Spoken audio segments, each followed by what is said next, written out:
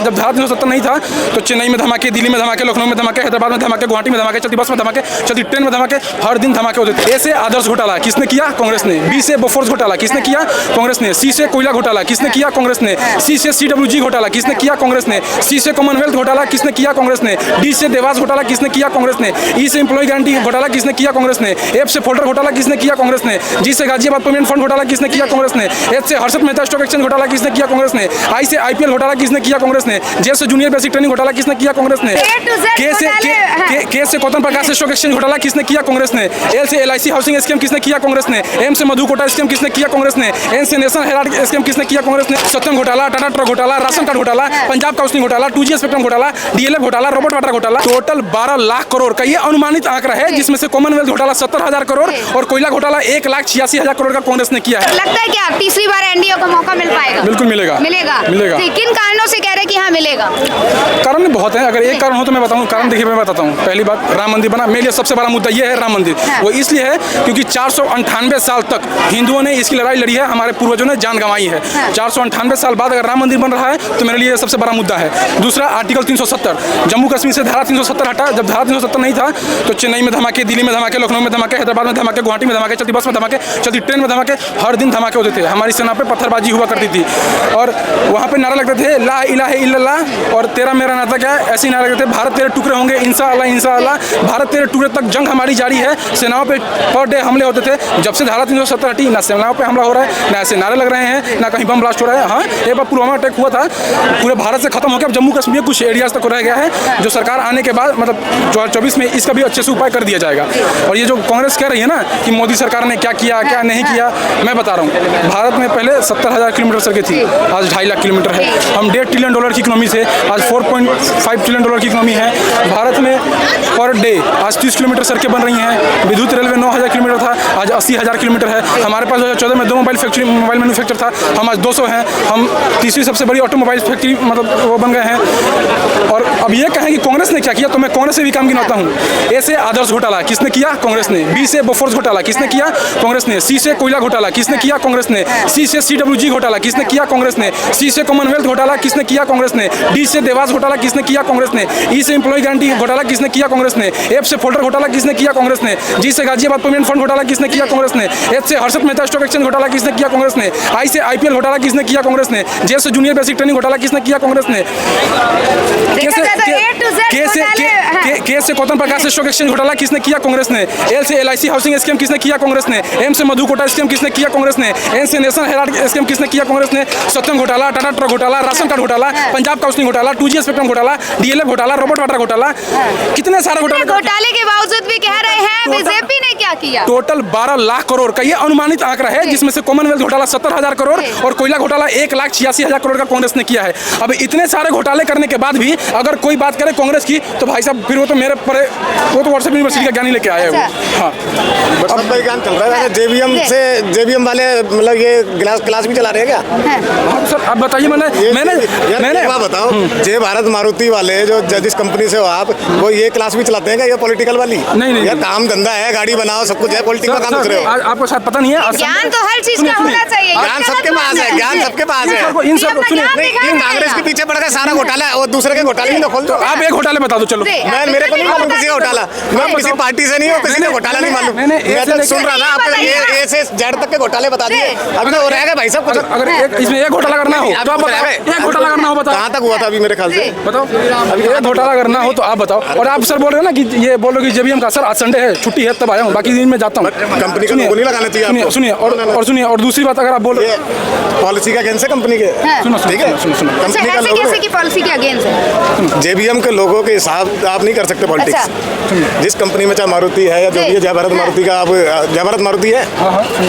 बिल्कुल सही है। और सुनिए इन सर को इतना सुनते जाइए, सुनिए इन सर को इतना इन सर को इतना डेटा दे दिया मैंने, ए से लेके जेड तक के कांग्रेस के घोटाले गिनवा दिए। सर बेतुकी बात करके चले गए, एक डेटा पे बात नहीं किया, एक ऐसा घोटाला नहीं बताया जो बीजेपी ने करी हो। 2002 से मोदी जी मुख्यमंत्री थे, एक उन पे कितने विपक्ष ने आरोप लगाए, सरकार में थे तभी आरोप लगाए, एक साबित नहीं हुआ। 2014 के बाद छाती पीट रहे हैं कि हमारी सरकार आएगी तो हम ये करेंगे, हमारी सरकार आएगी तो हम वो करेंगे, आने की है नहीं, एक उन पे कुछ साबित होने का नहीं। ये झूठ मूठ का जो रोना रो रहे हैं ये जिंदगी भर होते रहेंगे। बताइए राहुल गांधी 52 साल के युवा हैं, वो ऐसा मतलब मैं पहली बार देख रहा हूँ, 8 साल बाद उसका पेंशन मिलना शुरू हो जाएगा और वो 52 साल का अभी तक युवा नेता है। इस हिसाब से मैं कल पैदा हुआ हूँ, अगर वो 52 साल का नेता है तो इस हिसाब से मैं कल पैदा हुआ हूँ। राहुल गांधी ऑक्सफोर्ड यूनिवर्सिटी पढ़ा है, पता नहीं क्या पढ़ा है यार, वो कैसे पढ़ा है, मतलब कहाँ पढ़ा, क्या पढ़ा, क्यों पढ़ा, मतलब समझ में नहीं आता। वो आटा लीटर में नाप देता है, कुंभाराम परियोजना को कुंभकर्ण परियोजना कह देता है। उसकी बुद्धि मतलब भ्रष्ट हो चुकी है, विनाशकाले विपरीत बुद्धि जो कहते हैं ना, पूरी भ्रष्ट हो चुकी है उसकी। अब क्या करें बताइए आप। तो लगता है कि आप भी आ सकते हैं कांग्रेस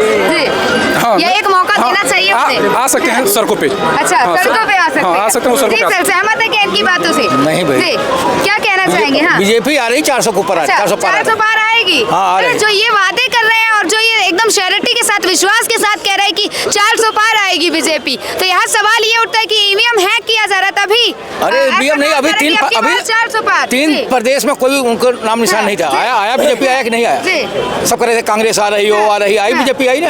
तो अगर बीजेपी कह रही है कि 400 पार आएंगे, मैं एग्जांपल देता हूँ, अगर कोई बच्चा कहता है ना कि मैं फर्स्ट डिवीजन आऊंगा तो उसकी पढ़ाई बोलती है उस टाइम पे, वो अपने कॉन्फिडेंस के उसको इतना पढ़ा होता है कि वो कहता है कि मैं फर्स्ट आऊंगा। तो ऐसे ही अगर बीजेपी कह रही है कि मैं 400 पार आऊंगा तो वो काम उतना कर रखी है, उसने उतना काम किया, उसे कॉन्फिडेंस बोल रहा है, ईवीएम नहीं बोल रहा। अगर 2017 में इलेक्शन कमीशन ने सबको चिट्ठी लिख दी कि आप आइए और ईवीएम हैक करके दिखाइए, कोई पार्टी नहीं की। 2017 में जब इलेक्शन कमीशन ने आपको बुलाया था, आप ईवीएम हैक करके दिखा देते, कोई नहीं गया। अब यहाँ पे रोना रो रहे हैं ईवीएम ईवीएम ईवीएम। अगर ईवीएम हैक हो सकता है तो आप अच्छे हैकर को लाइए और आप भी ईवीएम हैक कर लीजिए। अगर आपकी तमिलनाडु में सरकार बनती है, कर्नाटक में सरकार बनती है, हैदराबाद में सरकार बनती है, ईवीएम एक नंबर है। लेकिन अगर आपकी सरकार जहाँ नहीं बनती वहाँ पे आप रोना लगने लगता है कि ईवीएम हैक हो गया, ईवीएम हैक हो गया। सर देश की जनता इतनी बेवकूफ़ नहीं है। पहली बात, देश की जनता समझती है कि आप उसको क्या बता रहे हैं और क्या सिखा रहे हैं, तो अब देश की जनता इनके बरगलावे में कभी नहीं आने वाली। जी सर, मानते हैं, सहमत है क्या इनकी बातों से जो ये कह रहे हैं? क्या कह रहे हैं? ईवीएम की बात की जा रही है कि ईवीएम हैक किया जा रहा है और इतनी श्योरिटी के साथ बीजेपी सरकार कह रही है आपकी बार 400 पार। देखिए, जो ईवीएम हैक की बात करते हैं कि ईवीएम हैक हो गई है, उनकी बुद्धि हैक हो गई। अच्छा। ईवीएम नहीं है, उनकी बुद्धि हैक हो गई। ठीक है, ईवीएम हैक नहीं होती। अच्छा। ठीक है, लोकतांत्रिक व्यवस्था से उनका विश्वास उठ गया है। जहाँ उनकी सरकार बन जाती है वहाँ ईवीएम हैक नहीं होती, जहाँ सरकार नहीं बनती वहाँ कहते हैं ईवीएम हैक हो गई है। वहाँ कारण उसका क्या है, वो मानसिक रूप से विक्षिप्त हो जाते हैं, उनको समझ में नहीं आता क्या बोले हैं। अच्छा। कभी दक्षिण में रहेंगे तो उत्तर प्रदेश, उत्तर भारतीयों को कहेंगे पागल हैं, कम दिमाग के हैं। उत्तर में आ जाएंगे तो दक्षिण वालों को कहेंगे पागल हैं। रिजल्ट आएगा तो कहेंगे ईवीएम हैक हो गई। भैया कहे, ठीक है, कश्मीर में रहोगे तो जो है उत्तर भारतीयों को गरियाओगे, हिंदुओं का अपमान करोगे, हिंदू प्रतीकों के साथ खिलवाड़ करोगे, हिंदू आस्था से आपको मतलब नहीं है।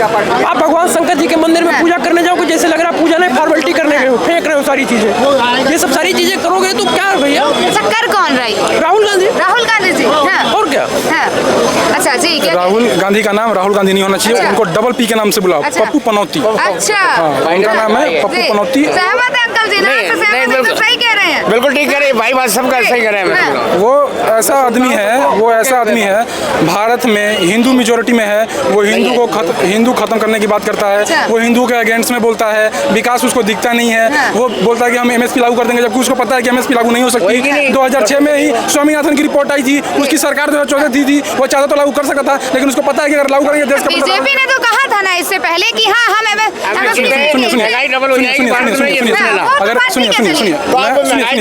सुनिए, जो हमारे सिख भाई प्रोटेस्ट कर रहे हैं, आई रेस्पेक्ट फार्मर, मैंने अभी भी कहा, और मैं सिखों की बहुत इज्जत करता हूँ। सिख से ज़्यादा राष्ट्रभक्त कोई नहीं है इस देश में।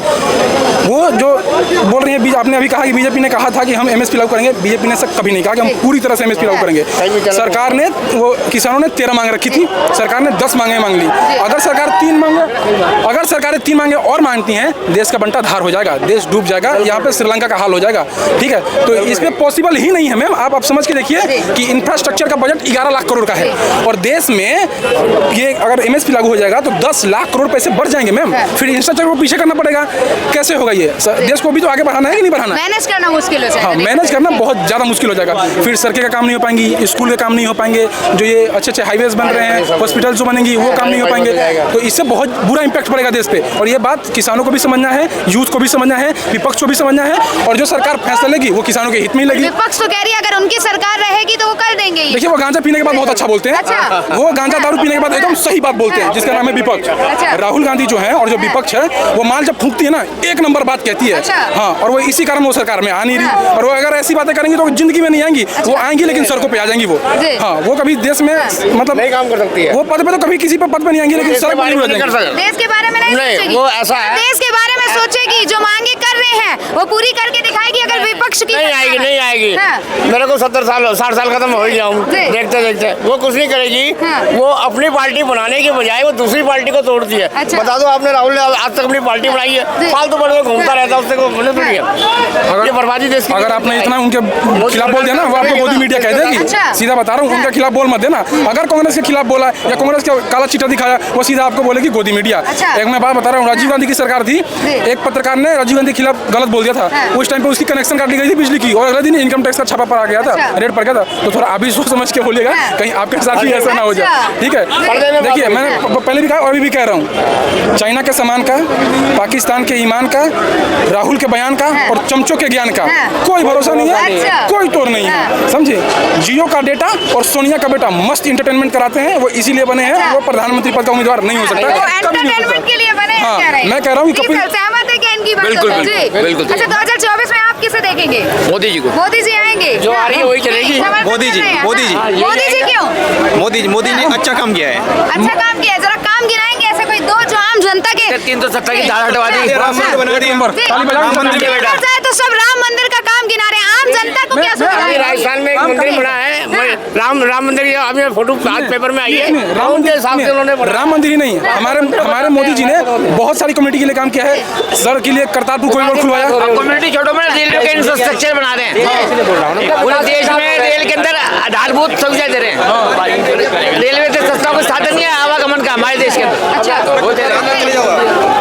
देखिए हर किसी के लिए काम हो रहा है, हर किसी के लिए काम होना चाहिए।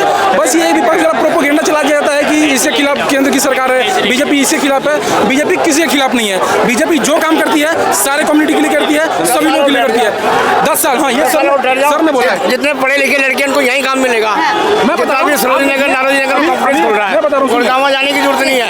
आपको दिल्ली में काम मिलेगा पढ़े लिखे लड़कों को। देखिए जो अगर विपक्ष अच्छा काम करता है, मैं विपक्ष की तारीफ करता हूँ।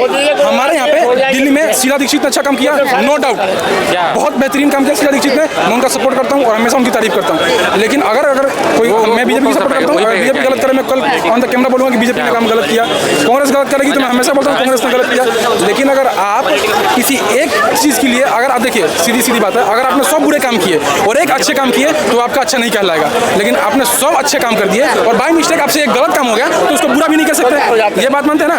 हर इंसान, हर किसी से, सारा इंसान सब चीज़ें संतुष्ट नहीं हो सकता।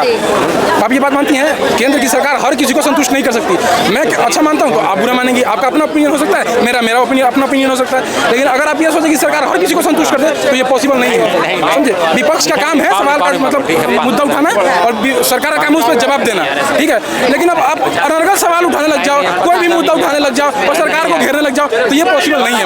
हाँ।